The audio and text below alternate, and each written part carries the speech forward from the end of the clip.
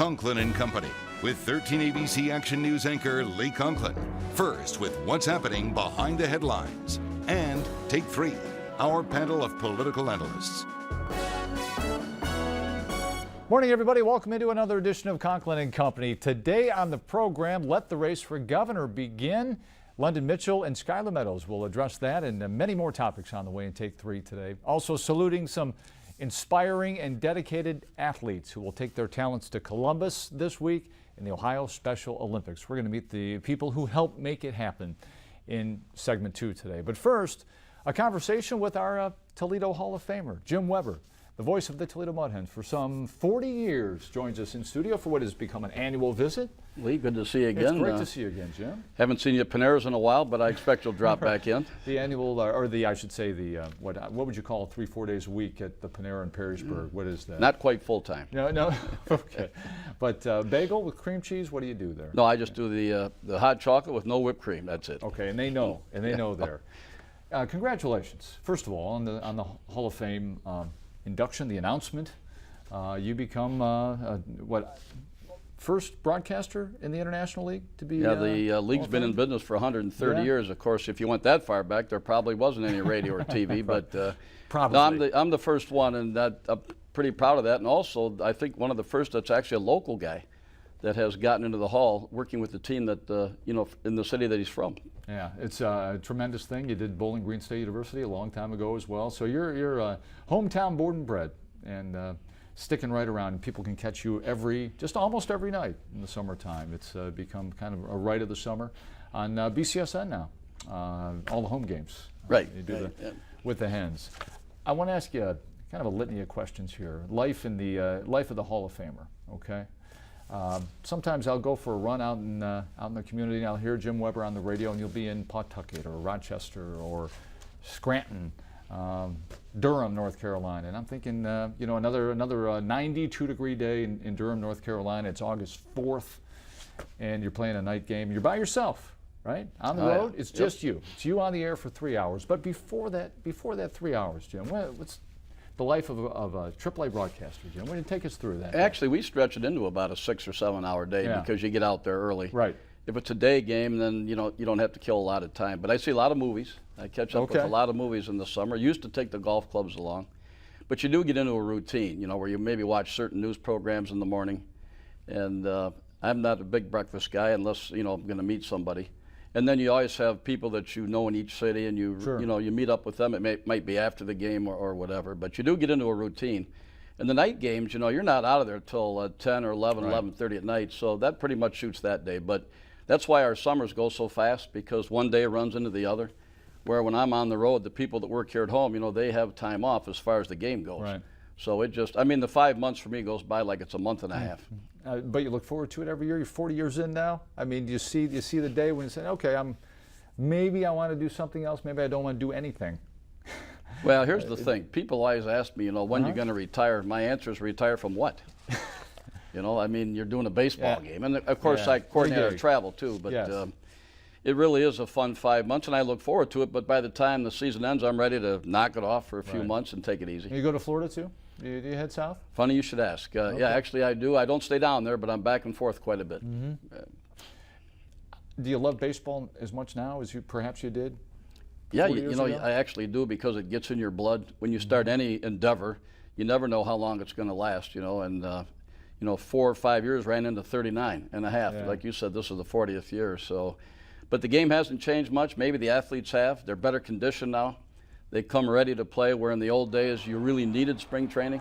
And you really don't need much as far as spring training is concerned now. These guys are ready to go. Shape, right? And they start playing exhibition games almost immediately. Like they're down there for a week to 10 days and they start playing. Well, in the old days, guys would go be manufacturers' reps or do something,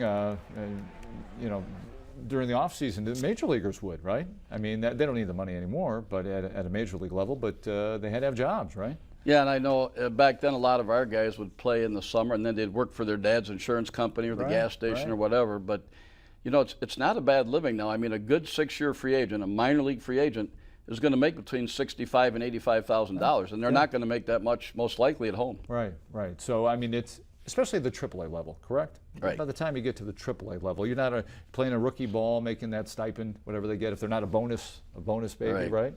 So, but take us through, so here we are in season 40, but metamorphosis of this organization from a different ballpark, general manager Joe Napoli now for a number of years, Gene Cook years ago, and the time in between when there was controversy over whether the Hens would actually move and would people support a downtown stadium. There was controversy over that, Jim, and where we were and where we are, you know, in a good spot. Yeah, well, you know, even though I've been around that long, we've only had 3 general managers during my time, which first was Charlie Sanger, if anyone remembers him. Okay. Then Gene came in '78. Well, Gene really turned the thing around, and you know, he was a politician, but everybody liked him, and he really brought in the new business. Then when the stadium issue came up, you know, we weren't getting anywhere at first when they wanted to use the word tax, but we got Tom Chamber from Cleveland involved. He came in and showed everybody, the city, the county, the Mud Hens, how to put this whole thing together. And you know, we were responsible for some of the cost. It's almost paid off already. We're going to actually pay it off early because we've done so well. But it took a guy to come in from the outside to stop everybody from arguing, and I've seen this in other cities. Yeah. It's happened quite a bit. And, you know, there were people that said, that's never going to work. Matter of fact, I knew one guy who had Tigers tickets for years, and he said, I'll never go down there. And he saw the stadium under construction. The next thing you know, he drops his Tiger tickets. He's had ours ever since. People didn't realize, you know, what a venue that was going to be. Different game. We're so close to it. You literally can reach out and almost touch the players when you're there. But you mentioned Tom Chamber, and he did the whole Jacobs Field thing, or before when it was Jacobs Field. So he knew how to do it at the big league level. Did it here, and it kind of morphs into a connection, a synergy with the Huntington Center, the Walleye, and now you have all this going on where you're going to have a what's the deal with the hockey game in the wintertime, Jim? Winterfest is coming up. Right. Yeah, Winterfest. Are you coming back for I'll that? have to come back for a couple of those, Okay. I think, because it's going to be like a 10-day event with all kinds of activities. There's going to be, I think, a college game, a couple professional games, and it's something they've wanted to do, and you've noted that it's been done in other places, and they're really excited about it. Yeah, we're looking forward to it. It'll be a big deal for the city of Toledo and Northwest Ohio, for that matter, coming up in the winter. But I want to get some baseball questions in for you. Best player you have seen come through the ranks? I know it's an easy question, Jim Weber. How many players? How many players? Well, how many games? I'm almost up to 1,100 now. If you added all the rosters up, it's higher because a lot of guys keep coming back. Okay, but, let's separate it because I'm a baseball dork. Let's separate it: position player and then pitcher. Best position player that you feel you've seen come through. Well, there's been so many. I could put about 15 or 20 of them right on the same rung. But you mentioned Kirby Puckett earlier. That was a great story because he wasn't here long. And I was the guy that took him to the airport up in Maine. We were playing up in Portland, Maine against the Maine Guides. And he was so nervous. I mean, he was shaking going out there because he was a kid and he couldn't understand why he was called to the big leagues. All I told him was, well, don't worry about why you're being called. Just do the best you can for the week or two that you're there. The week or two, he never came back. I'm the last guy that saw him in the minor leagues. Yeah. So, you know, the rest is history. But the late, great Kirby Puckett. Yes. Yeah. Phil Hyatt hit 42 home runs here in 1996 and drove in 119. Those records may stand for a long time. Our own current Mike Hessman was an MVP in 2007, and on we can go. And, of course, one of my favorites of all time was Jose Lima, and there's another guy that passed away way too young, 40 years old. You know, he should have had a perfect game out here back in 94, 92, whatever it was, and he walked one batter in the 8th inning, but he was my favorite pitcher, one of my favorite players ever. One of the nicest guys ever to come across in AAA baseball. Oh, there are so many of them. I mean, there are. And I've actually got a list of guys. I mean, there was Rico Brone. I mean, we've got players right now that I'll put on that list that are just great guys. Kevin Whalen, one of the new guys, and I could probably make a list of 500 because it seems like most of those guys are pretty good. Yeah, they're pretty good guys. All right, Jim Weber, I wish we had more time. Could talk all day with you, talking baseball. Well, come on down and get on our pregame show. You're pretty versed at TV.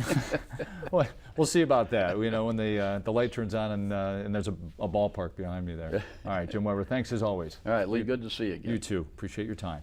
We're going to come back in just a minute and pay special tribute to some great athletes in the area heading to Columbus this weekend. Stay with us. Conklin and Company continues in just a minute.